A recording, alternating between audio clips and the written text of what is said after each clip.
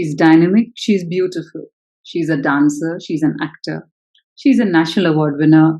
She is an icon, and she's somebody that I think all women look up to for her strength, for her grit, for her tenacity, for her roles, for her dance performances. She's poetry in motion. I will be speaking to the beautiful actor from the South, Shobanaji. When I went to Idar in Ahmedabad, the beautiful rocks of Idar reminded me of the song that was shot there, which was a recall of Kabhi Kabhi, which had Mr. Amitabh Bachchan and our beautiful dancers Shobanaji. When I watched Bhool Bhulaiya, I couldn't but recall the intensity of the performances, of the original performance of the film, which is a derivation of Manichitra Tai, which starred Shobanaji. A fan, an admirer, and someone who's waiting to meet her and speak to her. I'm going to be soon in conversation with the beautiful, beautiful Shobanaji, whose dance performance, dance recital will come to Dubai soon, called Lotus Feet. Is that what you're saying? Yes. So is that what you said?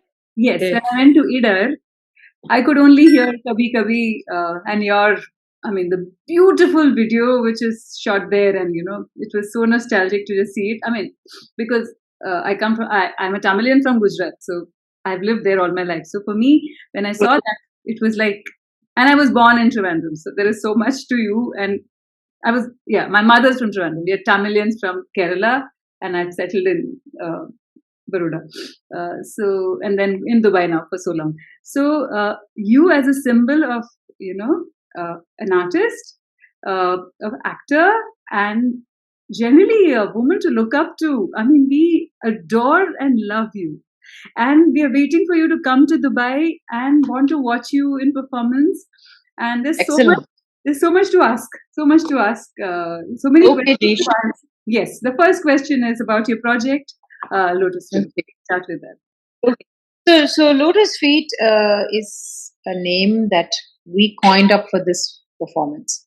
So the one thing that I would want to say is, as artists, move on, there is a need, especially for me, to get deeper into the roots of what a traditional performance is. Now, there is a nomenclature on all these things. Yeah. Okay. So, which itself, for me, even to explain that and to make people understand that itself is a huge success. Right. If I can do that. Yeah. Can I just switch off the pressure cooker for a bit? Of course. What a pain. Amma, Ajaya, and the pressure cooker went, Amma. So embarrassing. Okay. Okay, life goes on. Yeah. So, So now, this entertainment that we call as Bharatanatyam, pressure cooker Anusarma, is something which is very new. Right? So new means in my lifetime itself, I have seen the evolution. And my teacher herself danced in all her glory. Yeah. She herself has changed it. This is according to her. Yeah. All right. So she has learned under the Varurar tradition, and she's changed it a bit. Naturally, you will. Every artist cannot be a replica of somebody else. Right. So she herself has changed it. So she has learned from the last Devadasi. Okay. Oh wow. Devadasi is pretty wow. So she has learned from the last Devadasi. So she has seen it all. So from 1930 onwards to 2010. 2010, we have seen the slow progression and the evolution and the detailing of a very traditional art form. So, my quest has always been to let people know, because forever there are all these notions in somebody's head saying this is pure, this is impure. I just had a questionnaire from somebody else saying this purist is that purist. I understand what you're saying, but I don't think you're using the right word. I think because every purist is finally a human being. Right. And finally that human being has a sensibility. Right. which is going to be different from the next guys. Right. They're all. Yeah. So, like, you might like Leonardo da Vinci, I might just think it's like nothing going on. Right? Yeah. So, in this situation, how do we base art? What do you think of art? So, if you want to put art in a box, everybody is going to feel uncomfortable. Right. Because the performer doesn't really want to do something according to an audience's diktat. Right. At the same time, the performer has to respect the audience, and it has to be done at a dual plane. Otherwise, you perform in your own hall. Yeah. You don't have to take a flight and come to Dubai to do it. Right? So when you're constantly saying and saying that this is this, yes, there is a tradition which you need to know. There is a grammar which you need to know, which the grammar cannot be changed, but everything else is and has in any way changed, not only in Bharatanatyam, but in everything else in life.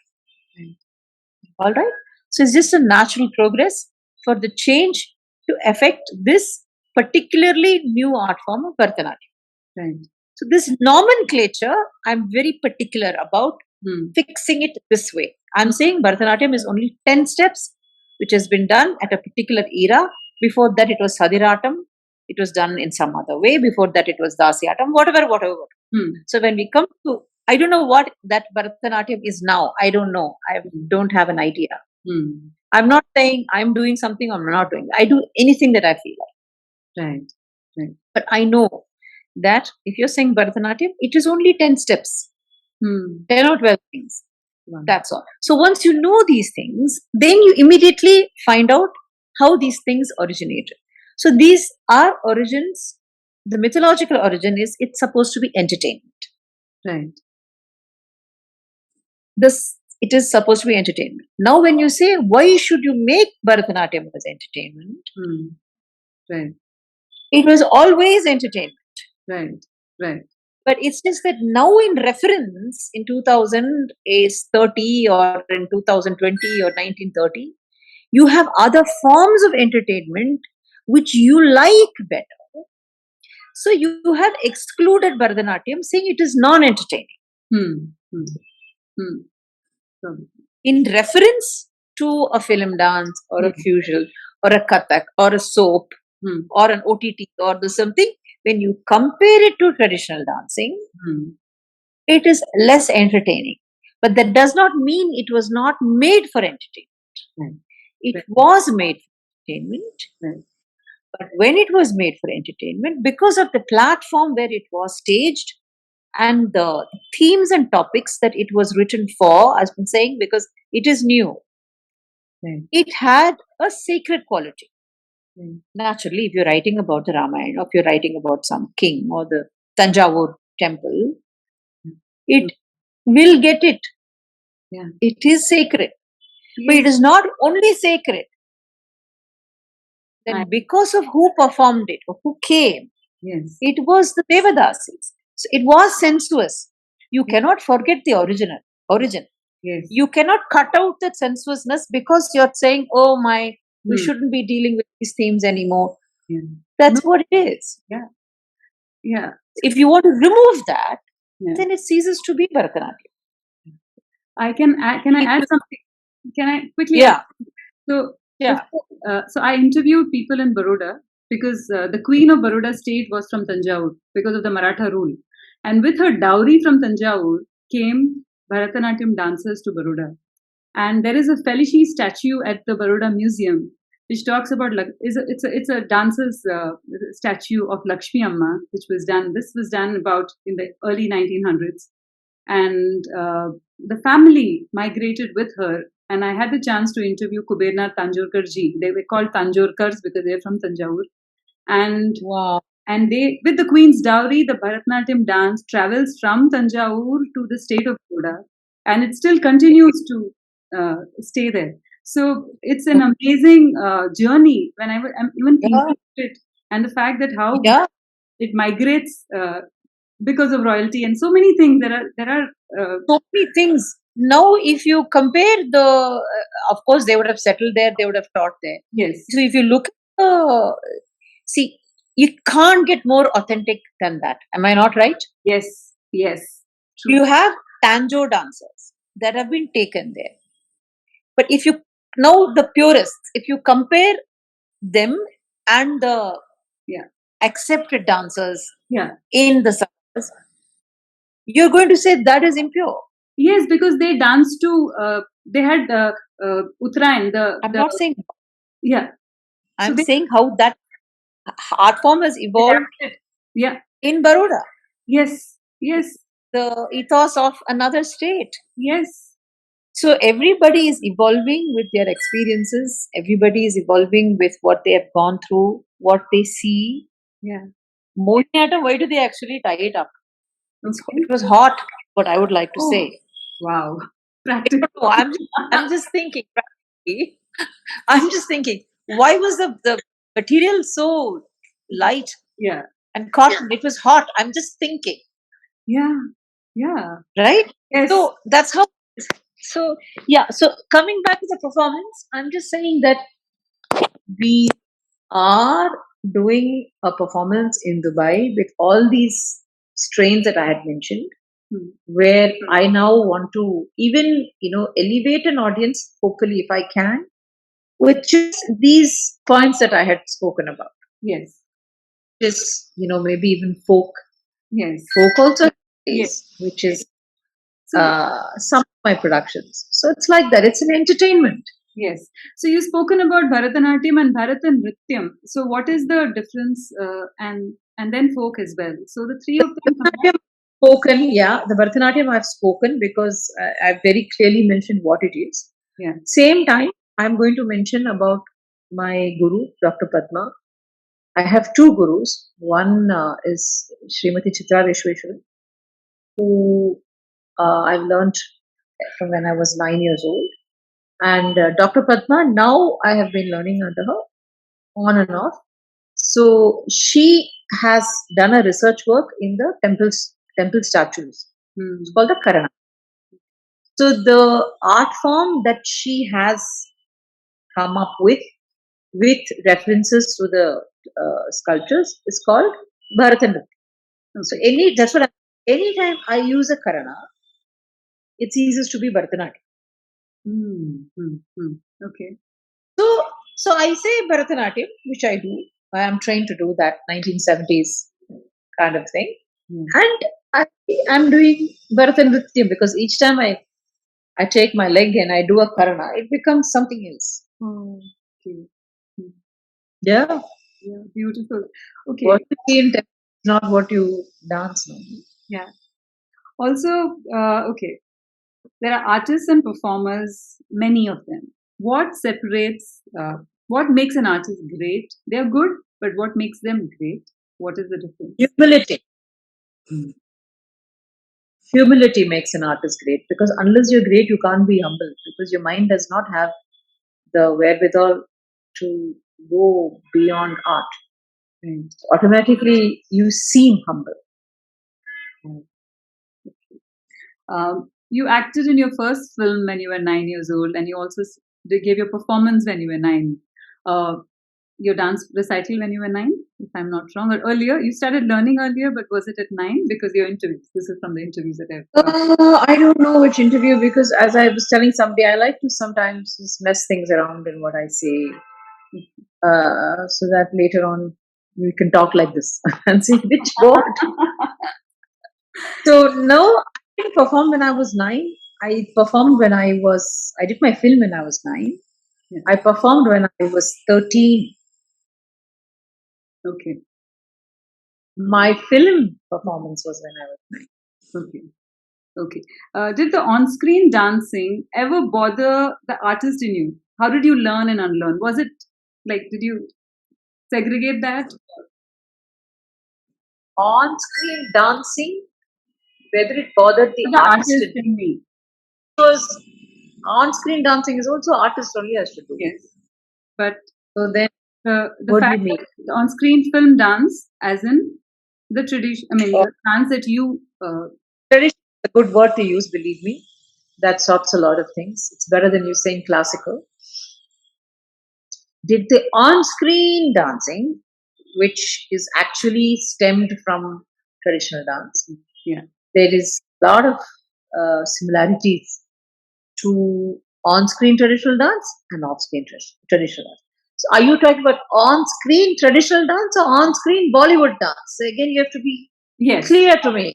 It's boggled in my head. Yeah. So on-screen film dance. Let's not call it Bollywood because that's nothing. No? So this is different. On-screen film dance is very, there is, it's just natural sheer talent. Right. You have to be a natural dancer. Right. And you will have to adhere to the diktat of a choreographer, right, who really knows what he or she wants, or who's fantastic in order to be in a situation to command that kind of a profession. So right, to command a dance choreographer's profession in a film means that person really knows his stuff. right. In order to be a Prabhu Deva or a Girija or my good friend Kala Master or her sister Brinda Master, you got to really know everything. All right. So with these kind of people, you can't fool around. You can't go and say, no, this is that is this is that, nothing. They have, they look at you and they say, either you do it or you rehearse till death and you do it. Whoever it is. All right. So I'm trained like that to actually try to produce what the film choreographer wants. It's not about me being anything, it is what they want out of me. Right. So that's got nothing to do with my traditional or my training with my guru or my concept of what tradition is. It's a different form.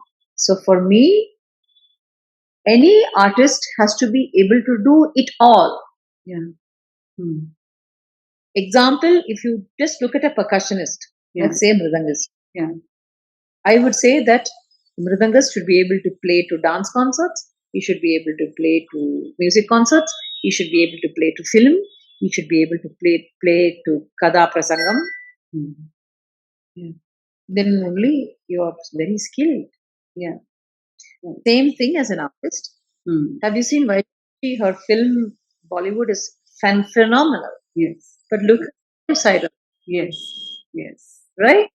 So has that answered your question? I really don't give it much of a thought. I have never struggled with that difference. Change.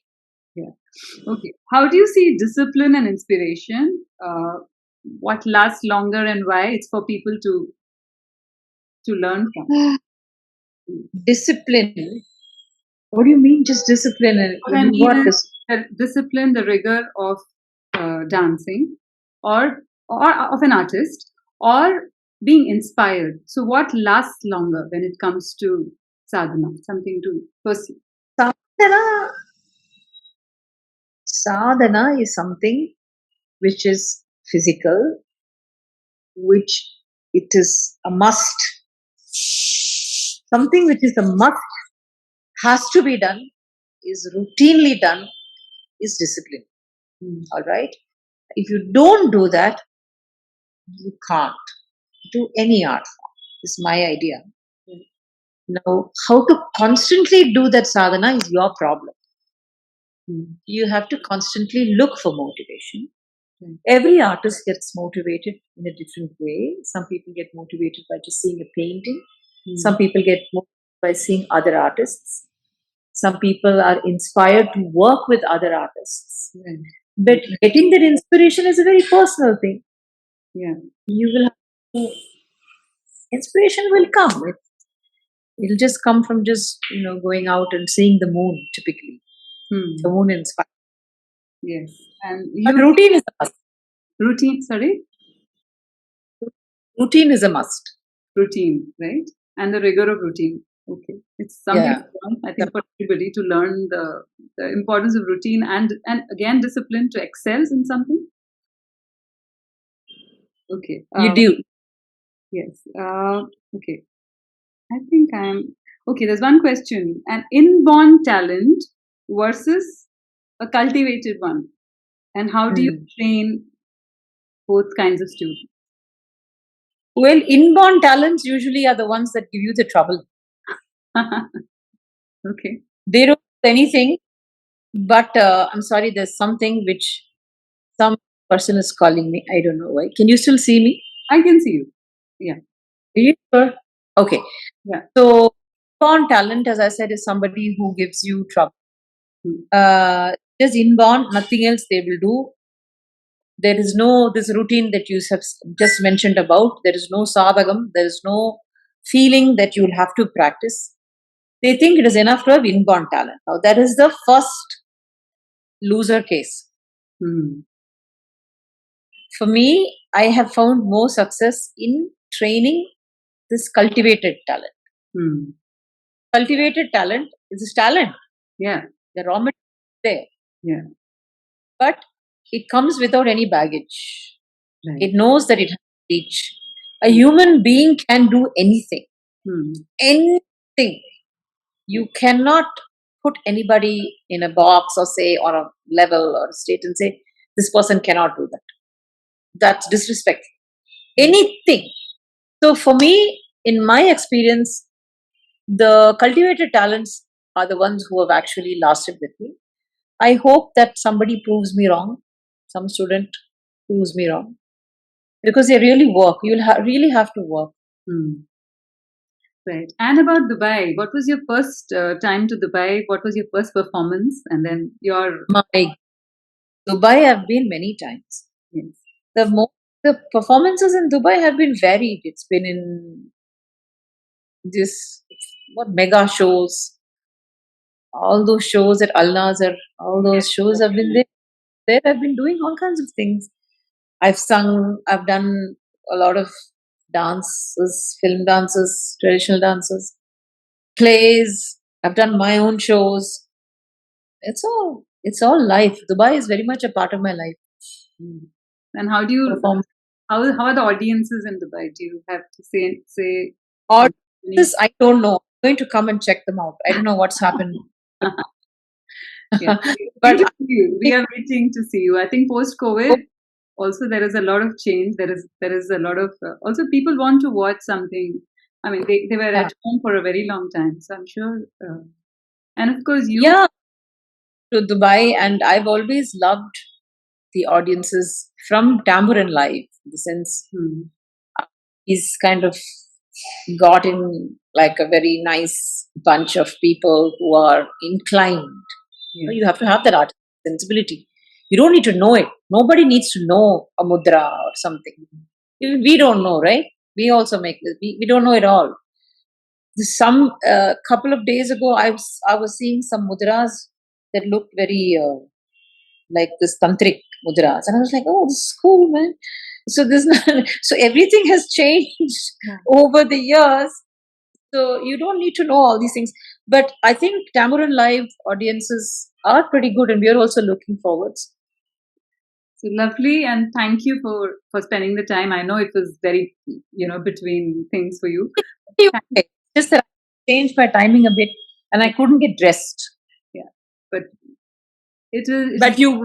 It was lovely to speak to you, and thank you very much. And looking forward. Thank you. Bye. Looking forward. Bye.